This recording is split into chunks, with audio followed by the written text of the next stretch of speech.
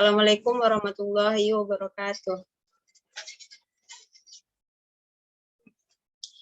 Pada minggu kali ini kami dari kelompok 5 akan mendiskusikan hasil diskusi kami, yaitu mengenai analisis SWOT dalam manajemen satuan pendidikan. Nah, sebelum memulai presentasi, saya akan memperkenalkan rekan saya, yaitu saya sendiri, Upin Riani sebagai moderator, kemudian Mas Sarah, Ferawati, dan Salsabila. Namun salah satu anggota kelompok kami tidak bisa bergabung untuk membuat video presentasi dikarenakan sedang dirawat di rumah sakit. Oke, materi pertama mengenai konsep dasar analisis SWOT hingga kaitan analisis SWOT dengan visi, misi, tujuan, dan program dalam satuan pendidikan akan disampaikan oleh Saudari Masara. Kepada Masara dipersilahkan.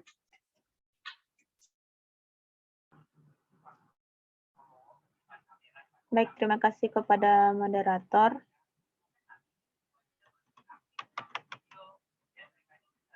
Di sini saya akan menjelaskan tentang analisis SWOT. Menurut Kamus Besar Bahasa Indonesia, analisis dapat diartikan sebagai proses pemecahan masalah yang dilakukan secara rinci, di mana dimulai dengan dugaan akan kebenarannya dan dapat pula diartikan sebagai pengkajian terhadap suatu peristiwa, kejadian, tindakan, hasil pemikiran untuk mengetahui keadaan sebenarnya. Sedangkan SWOT yaitu sebuah singkatan dari strengths yang artinya kekuatan, weakness yang artinya kelemahan, opportunities yang artinya peluang, dan tricks artinya ancaman. Tujuan analisis SWOT yaitu untuk memisahkan masalah produk dan memudahkan pendekatan strategis dalam suatu bisnis atau organisasi.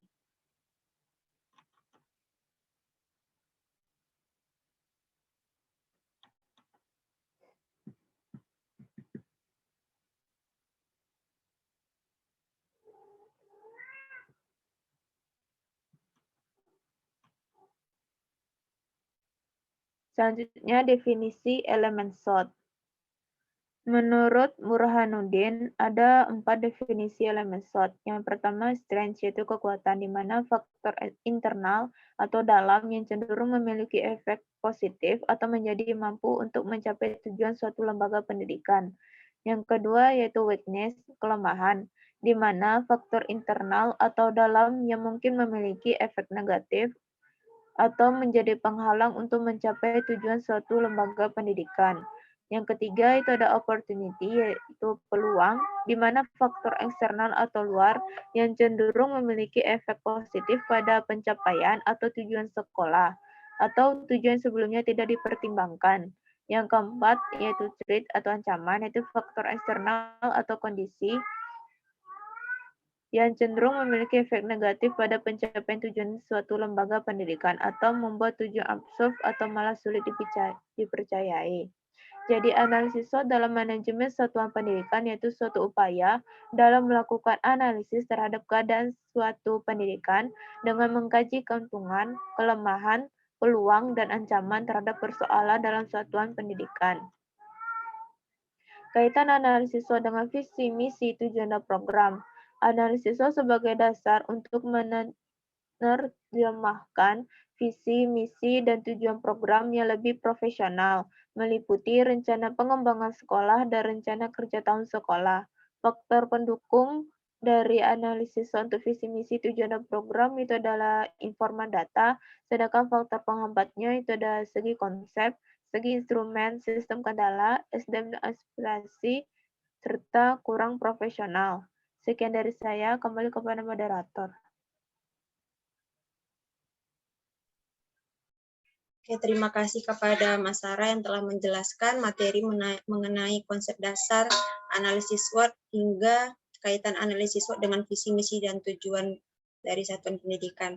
Materi selanjutnya mengenai keunggulan dan kelemahan analisis SWOT, kemudian tahapan melakukan analisis SWOT hingga implementasi dan peran dari analisis SWOT akan dijelaskan oleh rekan saya, Ferawati. Kepada Vera, dipersilakan. Baiklah, terima kasih kepada moderator. Di sini saya akan melanjutkan materi mengenai keunggulan dan kelemahan dari analisis SWOT.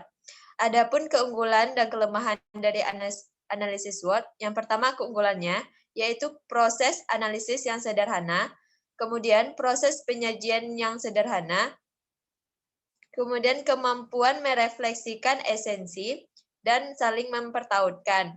Sedangkan kelemahan dari analisis SWOT itu sendiri yaitu berpotensi terlalu banyak memberikan penekanan, kemudian dapat menjadi sesuatu yang statis dan berisiko mengabaikan perubahan. Dan yang ketiga yaitu berpotensi memberi penekanan pada satu elemen dari strategi.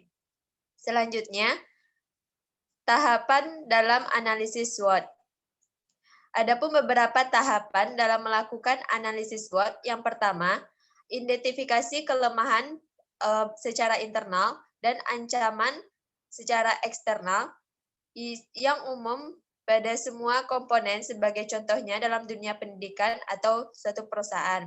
Selanjutnya, identifikasi kekuatan dan peluang yang dianggap cocok atau layak untuk mengatasi kelemahan dan ancaman yang telah diidentifikasi di langkah pertama.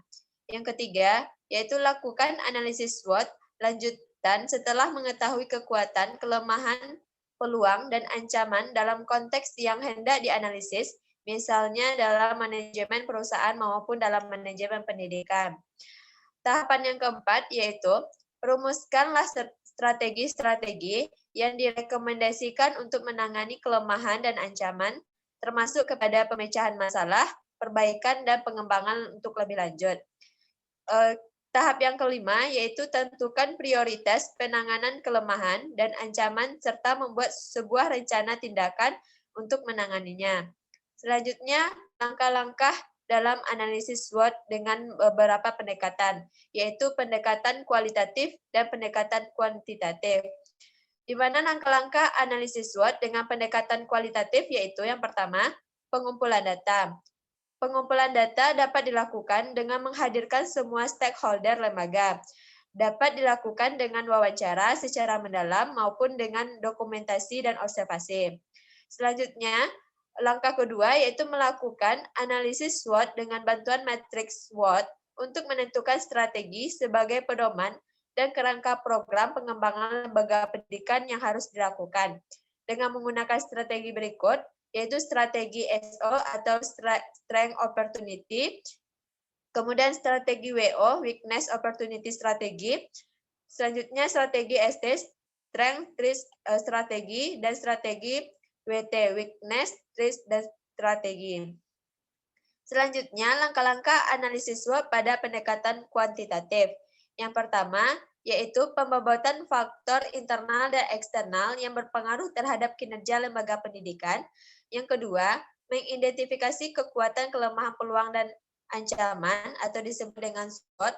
Yang ketiga, menentukan nilai rating masing-masing faktor. Yang keempat, menentukan nilai kekuatan, kelemahan, peluang, dan ancaman dari setiap faktor. Yang kelima, rekapitulasi perhitungan dan selanjutnya dimasukkan dalam matriks kuadran. Selanjutnya, menilai posisi organisasi dan menentukan strategi. Selanjutnya, yaitu implementasi dan peran analisis SWOT.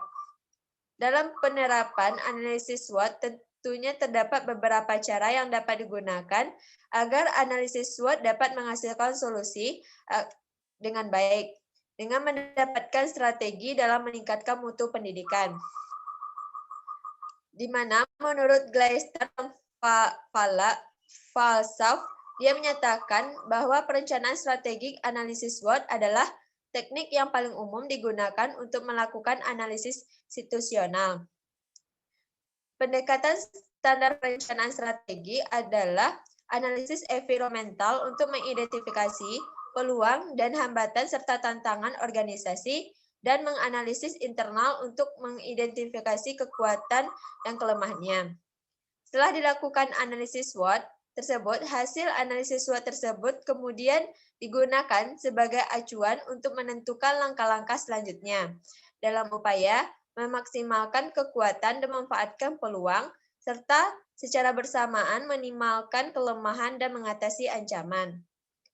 Analisis SWOT ini juga digunakan dalam rangka menyusun rencana dan program sekolah atau madrasah. Dalam melakukan analisis SWOT, terdapat beberapa aspek yang harus diperhatikan. Adapun 3 aspek dalam analisis SWOT ini yaitu aspek global, aspek strategis, dan aspek operasional. Terdapat pada bagan yang telah dipaparkan pada PowerPoint kali ini, bahwa dapat dijelaskan dari frame kerja tersebut terlihat bahwa peran analisis SWOT dijadikan sebagai jembatan untuk membuat rencana strategi, menentukan target dan anggaran. Dari hal tersebut, juga kita dapat pahami bahwa dalam perencanaan pembuatan program dan kebijakan, ada baiknya suatu pengambilan kebijakan mengadakan analisis SWOT untuk mengetahui rencana strategi yang baik dan dapat meningkatkan kekuatan dan meminimalisir kelemahan sehingga dapat meningkatkan kualitas dari pendidikan. Analisis SWOT ini akan menyediakan para pengambil kebijakan atau akan informasi yang dapat menjadi dasar dan pertimbangan dalam mengambil suatu keputusan. Keputusan yang efektif sehingga sekolah dapat memungkinkan mencapai tujuannya.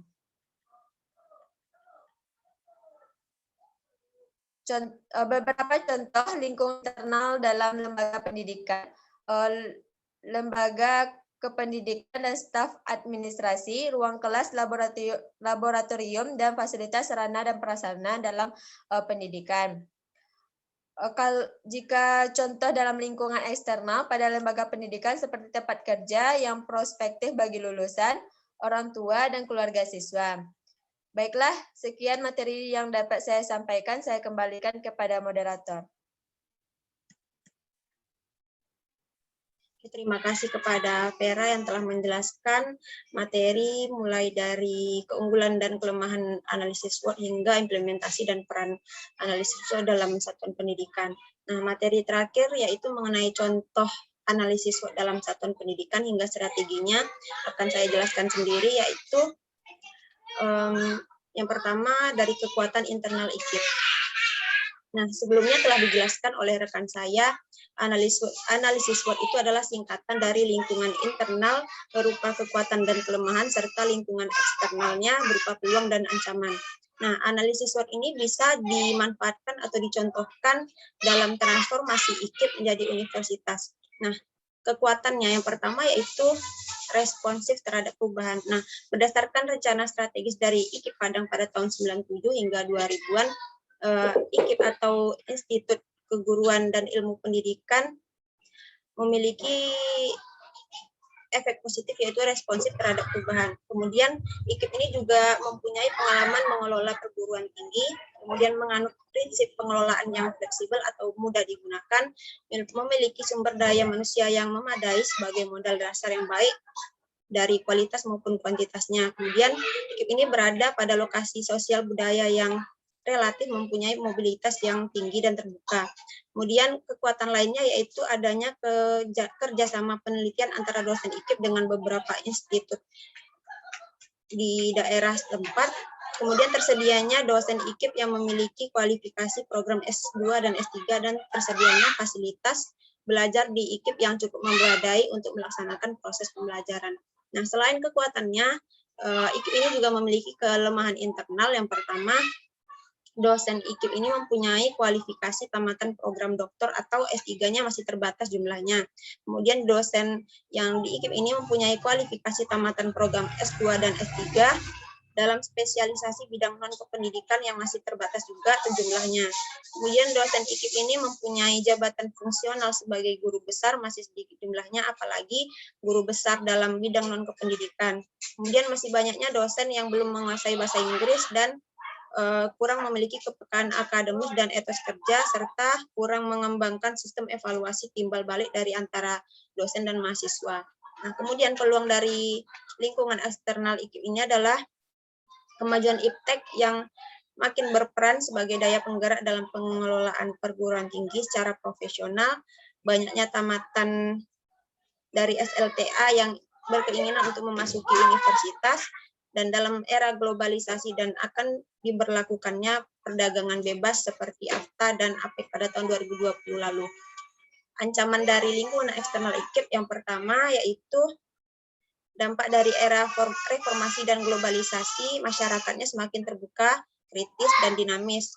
Nah, dengan berlakunya perdagangan bebas tadi, maka akan timbul persaingan dalam memperoleh kesempatan kerja yang semakin kompetitif atau daya saing yang tinggi bagi lulusan perguruan tinggi. Kemudian laju pertumbuhan ilmu pengetahuan dan teknologi yang semakin pesat, mempercepat proses continuous learning. Kemudian adanya kemungkinan pindahnya tenaga kemampuan tinggi untuk bekerja di negara ASEAN atau daya saing dari perdagangan bebas, dan lulusan LPTK tidak banyak terserap dalam pasaran kerja.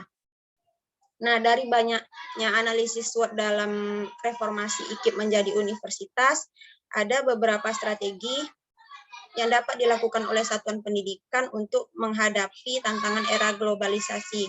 Nah, perguruan tinggi sebagai satuan pendidikan berperan untuk memproses potensi sumber daya manusia secara totalitas. Nah, untuk itu perguruan tinggi harus menerapkan berbagai cara untuk menghadapi tantangan tersebut.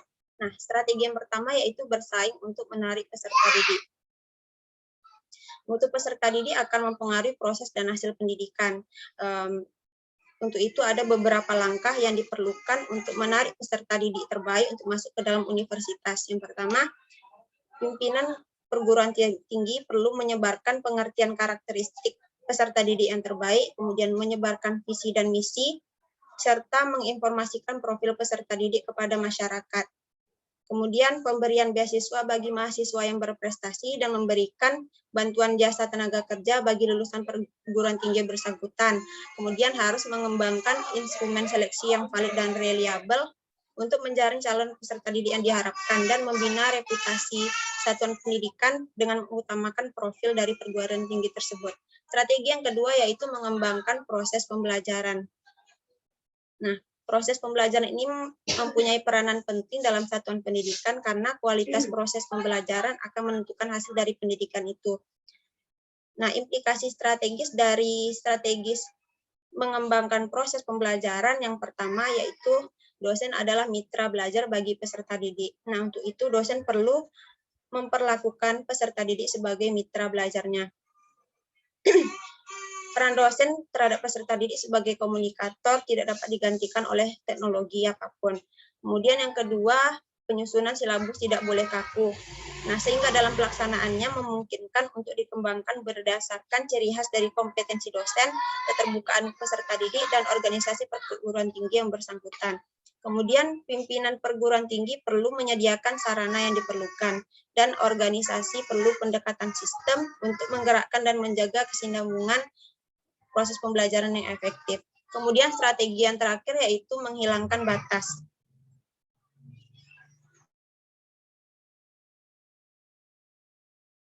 Nah, maksud dari konsep pembelajaran tanpa batas ini dapat dipahami sebagai sistem terbuka yang menjabarkan proses pertukaran energi antara organisasi dengan lingkungannya secara berkesinambungan. Adapun cara yang dilakukan yaitu melalui stabilitas diri atau kemampuan untuk mencapai keseimbangan untuk dapat bertahan terhadap gangguan dari luar dengan cara mengatur arus gangguan tersebut. Nah, sistem stabilitas ini menggunakan kemampuan yang selama gangguan lingkungan berada dalam batas kemampuannya agar mudah dikoreksi. Strategi yang kedua yaitu dari organisasi diri. Nah, organisasi diri ini adalah kemampuan sistem terbuka untuk mencapai tingkat keseimbangan baru yang lebih tahan terhadap gangguan daripada stabilitas diri. Nah, sistem ini berkemampuan untuk melindungi organisasi menjadi sistem yang lebih canggih dan ulet untuk menghadapi era globalisasi. Nah, perguruan tinggi atau sebagai satuan pendidikan perlu mengembangkan stabilitas diri dan organisasi diri ini untuk dapat bertahan dan berdaya saing beradaptasi dengan lingkungan tanpa batas. Apabila peserta didik telah menguasai cara-cara belajarnya dengan menghadapi era globalisasi dan teknologi komunikasi yang lebih modern, maka batas antara sekolah dan kehidupan dengan sekolah, dengan lingkungannya, maka semakin sempit dan terbukanya teknologi komunikasi. Nah, mungkin sekian pemaparan materi dari kelompok. Saya akhiri. Wassalamualaikum warahmatullahi wabarakatuh. Waalaikumsalam warahmatullahi wabarakatuh.